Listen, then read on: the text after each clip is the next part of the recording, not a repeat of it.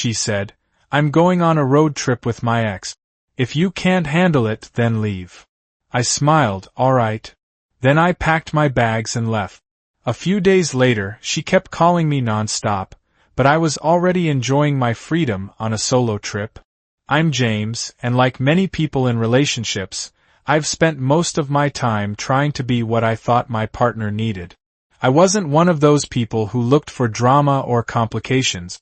I preferred stability, quiet evenings, and a partner I could rely on. At first, she seemed to fit perfectly into that picture. But over time, little things began to slip. I didn't notice them at first, too caught up in the daily grind of life. Her name is Elena. She's the kind of woman who can walk into a room and instantly turn heads. Tall, confident, and incredibly intelligent, she could hold her own in any conversation. We met at a mutual friend's party. I remember the first time I saw her clearly.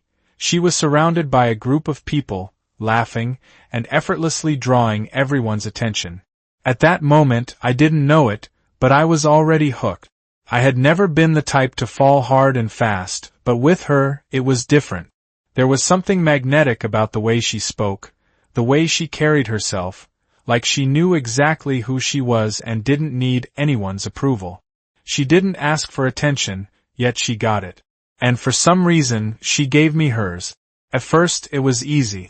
We would spend hours together, talking about our favorite books, traveling, and sharing our dreams for the future. It felt perfect. She was confident, sure of herself, and at times, it felt like she didn't need me. But for me, that was part of her charm. I respected her independence. I admired how she could navigate life on her terms. But as the weeks passed, something started to gnaw at me. It was subtle at first, the way she would mention her ex in passing, as though it was no big deal. "He was just a friend," she said. And I believed her, until I didn't. At first, I didn't mind when they occasionally met up for coffee. I told myself that I trusted her, that their past was behind them. But as time went on, I began to feel like an outsider in my own relationship. She'd go out with him, always insisting that it was just catching up. I'd sit at home, alone, wondering if I was the fool for accepting this. But I kept quiet. I didn't want to seem insecure. I didn't want to be that guy who made a big deal out of nothing. As the months went by, I started to feel like something was off. The way she smiled when his name came up, the way she checked her phone at odd hours when he texted. I wasn't stupid. I knew that look. It was the same one I'd seen in movies when characters were about to cross a line they couldn't come back from. And yet, I stayed silent. I told myself that I was being paranoid, that I should trust her, that everything would be fine. But deep down, I knew. I knew I wasn't getting the full story, and I knew that if I didn't say something soon, I'd resent myself for allowing it to go on any longer. The tension had been building for weeks, but I had no idea that it would come to a head so abruptly. It started with a casual conversation, something that we had done 1,000 times before. We were sitting on the couch, watching a movie, when she casually dropped the bombshell. "I'm going on a road trip with my ex," she said, the words spilling out so nonchalantly. "We're going to drive up the coast for a few days. It'll be fun." I turned to look at her, waiting for the punchline. Maybe it was a joke, but her expression remained unchanged. She was serious. "Why?" I asked, my voice barely above a whisper. She shrugged. "He's a good friend. We've talked about it for a while now. It'll just be us, nothing romantic." I felt a tightness in my chest. "But you're with me, Elena. Isn't this something that should be different now?" She sighed, clearly frustrated with my reaction. "I don't understand why. You're getting worked up. It's just a trip. It's not a big deal." But it was a big deal. It was always a big deal. And she didn't understand that. She didn't understand why I couldn't just accept it. The more she spoke, the more I felt like I was suffocating. I could feel my patience wearing thin, and for the first time in a long time, I had to stop myself from raising my voice. "Are you seriously telling me that you're going on a trip with your ex? And I'm supposed to just be okay with that?" I asked, my voice steady, but there was an edge to it. I don't know what you want from me, James.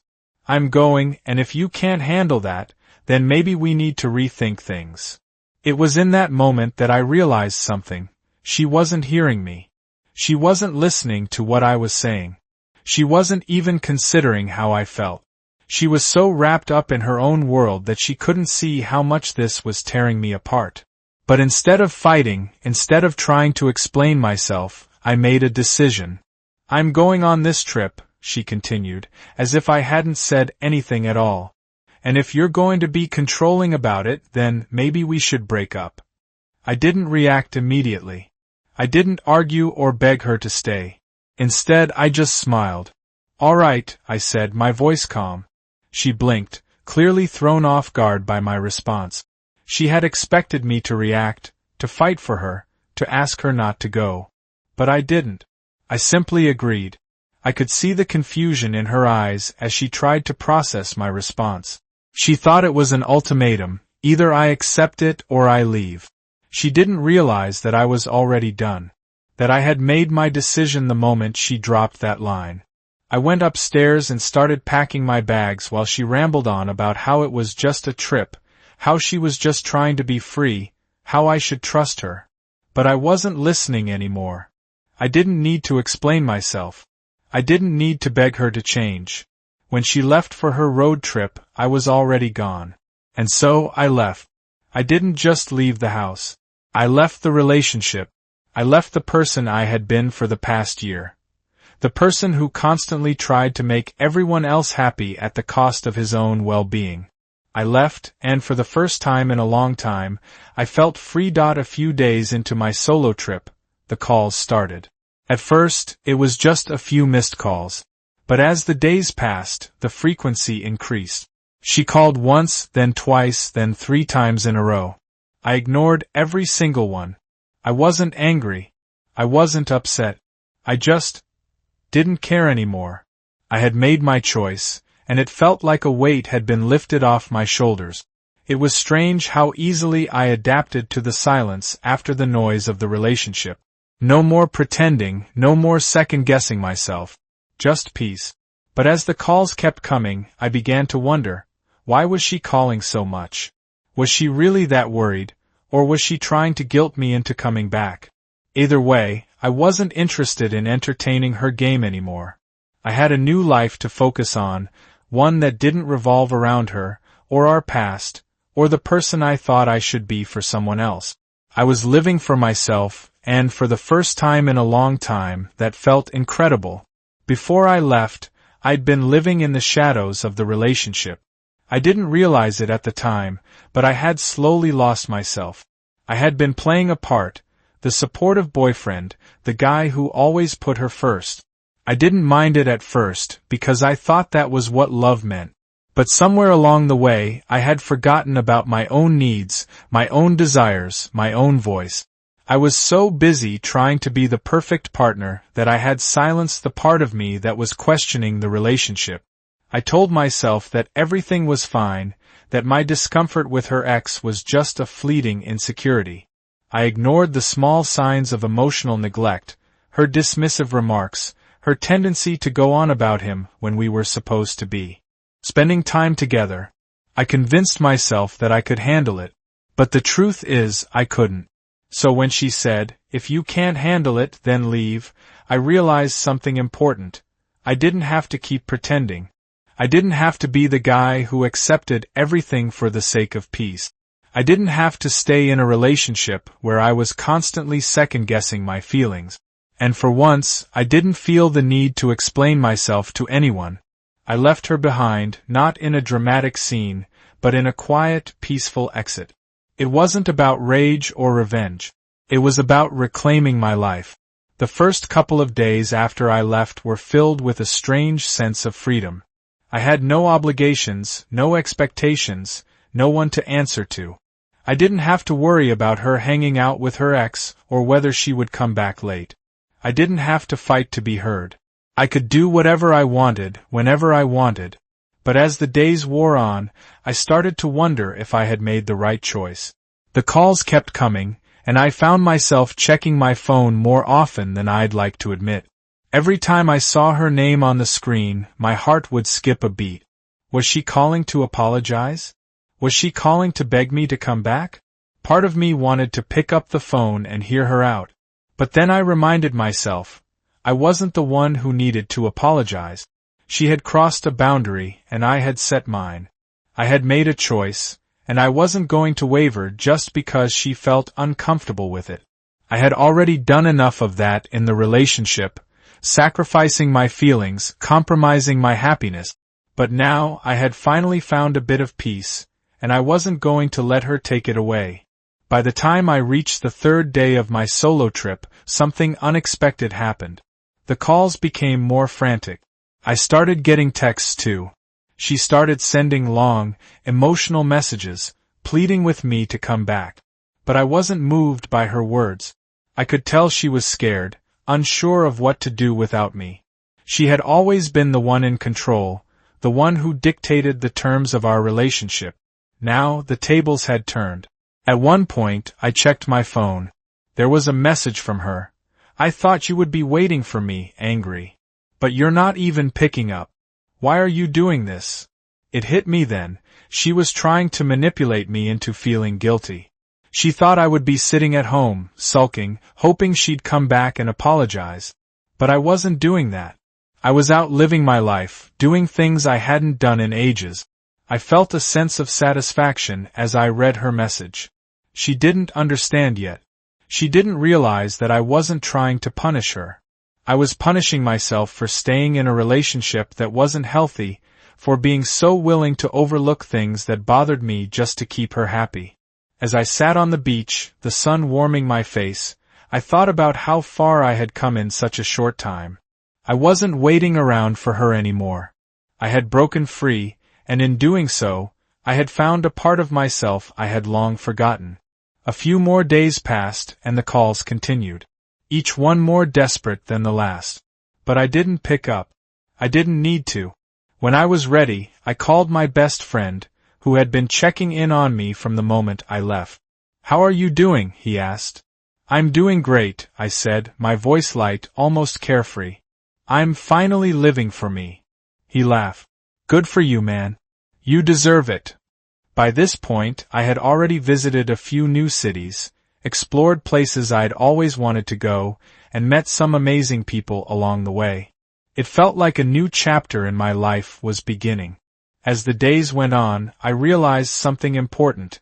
I wasn't just surviving anymore. I was thriving. I wasn't just getting through life, I was enjoying it. I was living it. For the first time, I could hear my own voice above the noise of everyone else's expectations. But Elena was still calling. She still didn't understand that I had moved on, that I had found my freedom. She wanted me to come back and pick up where we left off, but that was impossible. I wasn't the same person I was before. And I wasn't about to go back to a relationship that made me feel small.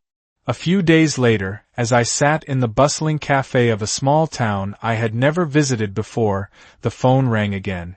Elena's name flashed across the screen, and for a brief second, I considered answering. But I didn't. Instead, I took a deep breath and silenced the phone. She could keep calling. I wasn't going to let her control my peace anymore. Not now, not ever again. When I first left, I hadn't known what to expect. I thought the freedom would feel strange, like I was losing something. But instead, it was liberating. It was like I had been shackled for months, trying to hold on to something that wasn't meant for me. And when I finally let go, I felt the weight of those shackles disappear. Now I was truly free. I had been on the road for over a week, bouncing from one city to another, staying in small hostels and meeting people along the way. For the first time in a long time, I felt like I could breathe. The trip had become more than just an escape, it had become a revelation. Before I left, I had been stuck in a relationship where I thought I was helping, thought I was doing the right thing. But the truth was, I wasn't helping myself. I had been making myself small to accommodate someone else, even when it meant I had to ignore the nagging feeling that something wasn't right. But now, as I sat in a corner of the cafe, enjoying the peace of my own thoughts, I could feel a shift. I wasn't just healing, I was transforming. I was reconnecting with the person I had lost along the way. I spent my days hiking in the mountains, reading in the parks, and exploring every corner of the towns I visited. I had no agenda, no deadlines, and no one to answer to except myself. I could do what I wanted, when I wanted, and that felt like a privilege. As I traveled, I started to realize just how much I had neglected myself while in that relationship. It wasn't just the time I had spent waiting for Elena's attention or trying to make her happy. It was the years I had spent sacrificing my own happiness. I had let someone else's priorities dictate my life. But now I was choosing myself. But of course, that didn't mean Elena had given up. She didn't understand why I had left or why I wasn't responding to her calls. To her, it was as if I had disappeared without warning, and she couldn't fathom why I would choose to walk away from her. I hadn't expected her to understand right away, but the constant calling and messaging started to feel like harassment. Every time I picked up the phone, I felt the same old pressure from her. She wanted me to come back. She wanted me to pick up where we left off, like nothing had changed. "I miss you," one of the messages read. "Why are you doing this? What do you want me to do?" It was as if she thought that by calling repeatedly, by making me feel guilty, I would give in. But that wasn't who I was anymore. The more she called, the more I realized how much I had been holding on to something that was never meant to be. She wasn't the person I needed. She wasn't the person I thought she was. And most importantly, she wasn't the person I could grow with anymore. I had outgrown the relationship, but I had been too afraid to admit it until now. One afternoon, I decided to text her. It wasn't to argue or to explain myself. I had learned that explanations weren't needed.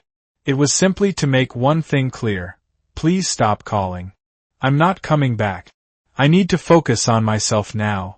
I didn't expect her to respond, but she did. Her reply came in an hour later. "I don't understand. I thought we were meant to be together. I don't want to lose you." I read the message and felt nothing. No anger, no sadness, just indifference. I didn't need to hold on to that anymore. I had already let go. As I continued my travels, I met someone new. She was different, easygoing, funny, and passionate about life. We talked for hours over coffee, laughed about silly things, and shared our favorite books and movies. It wasn't romantic at first, just two people getting to know each other. But for the first time in a long time, I felt a connection with someone that was natural, effortless. Her name was Sarah. She had a warmth about her that reminded me of the person I used to be, before everything got complicated. We spent a few more days together, exploring the town and chatting about everything from our childhoods to our hopes for the future. It wasn't love at first sight, but it was something real. And that was all I needed. Something that wasn't built on expectations or past baggage.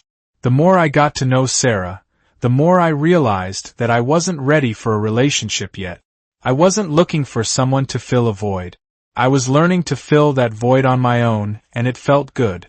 The connection with her was genuine, and it didn't come with any of the weight that had tied me down before.